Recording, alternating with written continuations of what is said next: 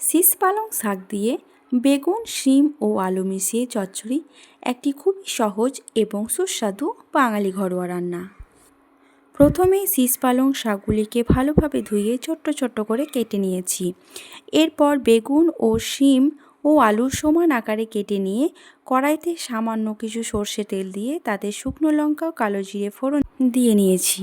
ফোড়ন হয়ে গেলে আমি সবজিগুলোকে দিয়ে একটু হালকাভাবে ভেজে নিয়েছি। এরপর সবজিগুলো নরম হয়ে এলে কাটা শীষ পালং শাকগুলো কড়াইতে দিয়েছি।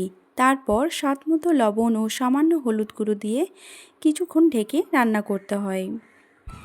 শাক থেকে জল বের হয়ে সবজিগুলো ভালোভাবে সেদ্ধ হয়ে যায়। যেহেতু আমি চচ্চড়ি বানাবো তাই একটু সর্ষে বাটা দিয়ে নিয়েছি।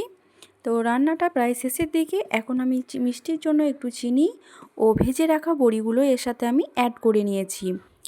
এভাবেই খুব সহজেই শীষ পালং শাক, বেগুন, শিম ও আলু দিয়ে সুস্বাদু চচ্চড়ি তৈরি করা যায়, যা গরম ভাতের সাথে খেতে কিন্তু ভীষণই ভালো লাগে।